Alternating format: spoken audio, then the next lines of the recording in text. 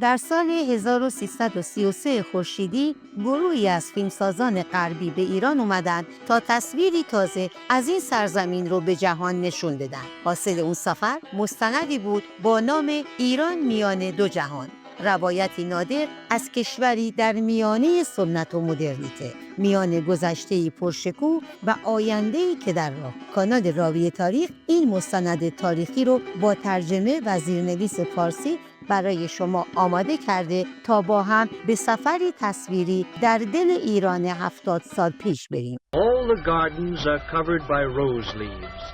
All the mountains have put on their holy dress. 1,000 years ago, the poet Ferdowsi sang the praises of spring among Persia's mountains. Iran knew greatness in the days when it was known as Persia. From this vast throne room, heart of his renowned capital, Persepolis, King Darius ruled over the first great empire in history. The hall of 100 columns, the haram for the many royal wives, and a wonderful sculptured stone stairway were among the marvels here. Focus of the sculptures was the life-size carving of Darius himself, seated on his throne, receiving tribute from the peoples he ruled. From Europe, Africa, and Asia came men bearing gifts. In the procession were Syrians, bringing golden bowls, bracelets shaped like horseshoes, and small horses from what is today Arabia. This was sort of tax day 25 centuries ago. There were Medes, there were Scythians from what is today southwest Russia, there were sheep from what is today Turkey, there were vessels with exotic shapes, full of precious liquids. There were humpbacked cattle from what is today India, all these part of the Persian Empire in its days of greatest glory. There was a chariot, like those of the pharaohs. Even Egypt was ruled by this Persian king, and there was a Bactrian camel from what is today Afghanistan. The tax collectors were the men of his mighty army, and on these golden tablets Darius inscribed, "I am Darius, King of Kings. The great god Ahura Mazda has given me the rulership of all races. This is my kingdom." Here in gold was outlined the empire which was handed to Xerxes, his son. Xerxes, at the head of vast armies, extended Persian rule to the limits of the known world. The Persian armies met defeat in Greece at the Battle of Marathon. Under Alexander, Greeks pursued the Persians back to Persepolis. Through this gateway, Alexander the Great strode in triumph. Conquerors of a different kind came 1,000 years later, when in from the Arabian Peninsula swept men with flaming sword and a fiery new faith. As this new faith of Islam grew and mellowed, the followers of the Prophet Muhammad built great churches called mosques. The Masjid-i-Shah, the royal blue mosque of Isfahan, was completed in the 17th century by Shah Abbas. He ruled during Persia's second golden age. From his palace, Shah Abbas ruled a reborn, expanding Persia. He built roads, irrigation systems, and great bridges like this one, but even his empire finally crumbled. Centuries later, in 1925, Reza Shah rose to power and a new era began, marked by a turn from old customs toward Western ways of thought. Under Reza Shah's son, needed land reforms are changing old patterns and bringing hope to the people. The young Shah's palace is typical of the architecture of modern Tehran.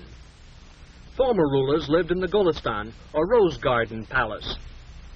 In its mirror throne room is one of the world's most fabulous objects, the Peacock Throne.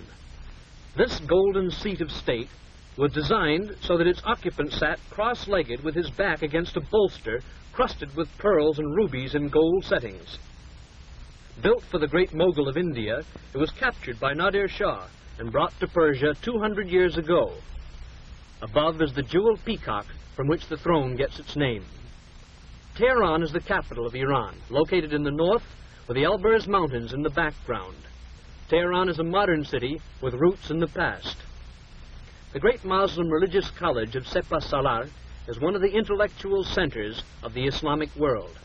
These young men are studying to become mullahs, religious leaders. Their tranquil cloisters contrast with the busy life of the city. A woman wearing the enveloping chador is a reminder that even here in this modern city are strong links with Eastern tradition. New buildings and modern apartments are among the visible signs of progress in Tehran. At their national university, young Iranians, with a growing spirit of national pride, are becoming the doctors, teachers, engineers, and leaders of the future. Isfahan is the art and craft center of Iran, as it was in the days of Shah Abbas, when her people boasted, "Isfahan is half the world." Much of the imperial splendor survives, and in the bazaar, the ancient crafts, like coppersmithing, continue little changed. Modern machinery has come to Iran, but it still is far less difficult to hire a skilled hand craftsman by the day than to find capital to buy an imported machine to do his job. The hands of Isfahan craftsmen turn with special skill to the creation of fine articles of silver. Machinery will never be able to replace artist craftsmen like these silversmiths.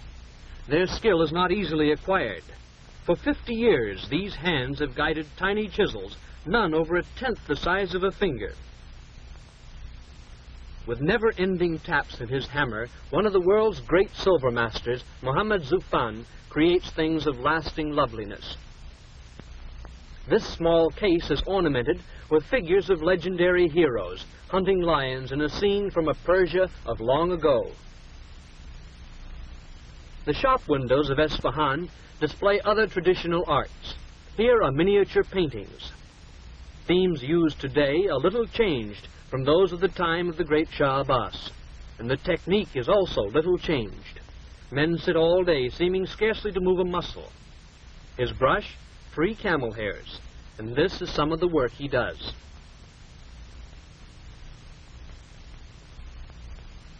The best-known product of Isfahan hands is, of course, the Persian rug. An average rug is made up of at least 1 million tiny knots, every one of which must be tied by hand. The knots make the woolen tufts, or pile, of the rug. The warp, or foundation of the rug, consists of cotton threads wound between large wooden rollers. Rug industry wages are low. One of these skilled weavers earns less in a week than an average American laborer receives for 2 hours' work.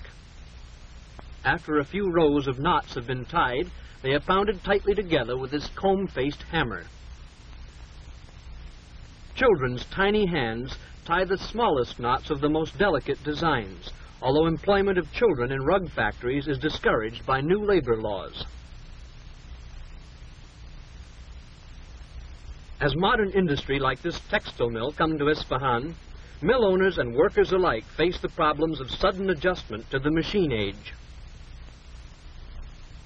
Shiraz is the capital of the province of Fars, from which Persia took its name. The monumental city gates and the princely palace of the Koshkai suggest the beauty of Shiraz, whose history is full of the names of astronomers, philosophers, and poets. The climate is agreeable here. Oranges grow near reflecting pools in which Muslim poets saw the tranquility they sought in their faith. With this monument, Shiraz honors its most beloved son, the poet Saadi. 700 years ago, he wrote poetry of such beauty that it still is the basis of the living Persian language of today. The people of Shiraz are among the most progressive in Iran. Behind the caravan, still used for transport, rises their modern grain elevator. They built a fine new technical school where young men are learning to use machine tools and thus reduce Iran's dependence on foreign manufactures. They point with special pride to their rapidly expanding medical school, in which young people are being trained to fill the serious shortage of doctors. Some of the students are women, evidence of change disturbing to the conservative Muslim clergy. Medical care has not yet reached much of rural Iran. About 90% of the people live in villages like Kinare. Kinare exists because it has water drawn by this primitive hoist. 3 centuries ago, elaborate irrigation systems operated. The land fed twice its present population. Today, this hoist reaches only 60 feet. Its capacity, 2 goatskins, about 8 gallons of water a minute. Here the people of the village come to wash their clothes. And in this same water, they do their dishes. they see nothing wrong about having the sheep and goats come to drink at the same source from which they draw their water to take home for cooking and drinking. A girl named Zahra carries on her head the quart of water she's walked half a mile to get. At home, Zahra's mother makes bread from wheat flour that was the family's share of the crop. Main food is bread. Only occasionally are there vegetables and a little goat milk. Yet for all their poverty, these people are kind and decent, honest, honorable, and friendly. Their bedding is the most precious thing they own. They have a copper samovar, a broken kerosene lantern, a teapot, a few cups and saucers, a mirror, and a picture of the Shah. Together with their clothing and cooking utensils, these things are all that this hard-working family owns. The house has 2 rooms, a sleeping room upstairs and a cooking room downstairs. This is the only stairway. Mother is baking bread this morning. Although Iran is rich in oil, oil products are still too expensive for this family, so Mother walked 15 miles to gather twigs for her fire. As Zahra's father, Mustafa, walks to work, he realizes that he is neither much better nor much worse off than his neighbors, who are neither much better nor much worse off than most of the 16 million people of Iran. And as he works in the fields with the landlord's oxen, he knows that little has changed in Kinare in 25 centuries. There is still the old system of land ownership, which sometimes requires the tenants to pay 80% of their crop for the privilege of working the owner's land. Change is coming as the great natural resources of Iran are developed. The most important resource is oil. At Abadan is one of the world's largest refineries, built to serve customers of many nations. Developed by British interests, Iranian oil has been the subject of bitter dispute. With no tradition of mechanical experience, Iranian technicians are developing skills to operate complex machinery. High industrial wages have attracted men from all over the country to work in the unfamiliar angle of technical equipment. Men from the highland tribes, men from the city bazaars, have put on the workman's helmet. This, then, is the new man of Iran, a man who looks with hope to the time when, with further development of industry and her great natural resources, Iran may know again some of the glory it knew when Darius ruled at Persepolis over the mightiest empire the world had ever known.